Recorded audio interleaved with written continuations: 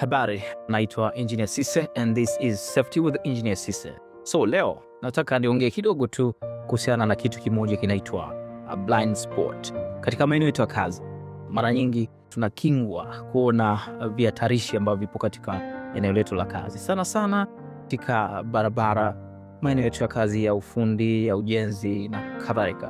Kwa takwimu ambazo zipo mpaka sasa hivi kutokana na tovuti ya Investigate, wanasema kwamba ajali nyingi barabarani kwenye United States zinasababisha vifo mpaka 300 vya watu kwa mwaka.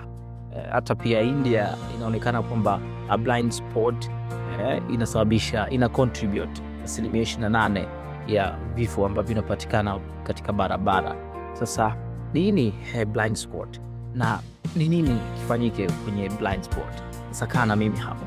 Okay, blind spot ni uono finyu ama kukingwa kutoona vihatarishi. Na kupata mfano barabarani, unaweza kuwa kwenye kona ya barabara pale ambapo gari inataka kukata kona na kuna gari nyingine linakuja. Huyu anayekata kona hamuoni yule mwingine anayekuja. Kwa hiyo ile ndio blind spot, inakinga uono wa huyu dereva, inasababisha kugongana ama kupata ajali. Kwa katika maeneo yetu ya kazi tunaweza kukuta blind spot nyingi sana kwa sababu ya kukingwa na kutoona.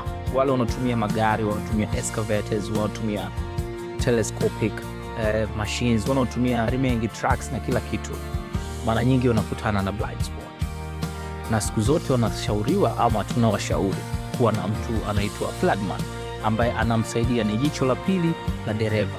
Dereva anapokingwa kutoona mbele, inawezekana ni forklift au ni mashine nyingine anatumia, anapokingwa kuona mbele, basi kunakuwa na mtu wa pili ambaye ni jicho la pili sasa la yule dereva ambaye tunamuita flagman.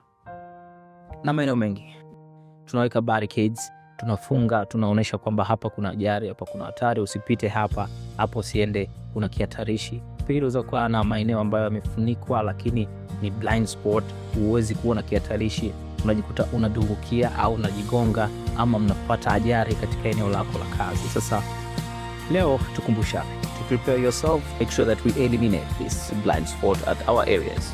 Thank you so much.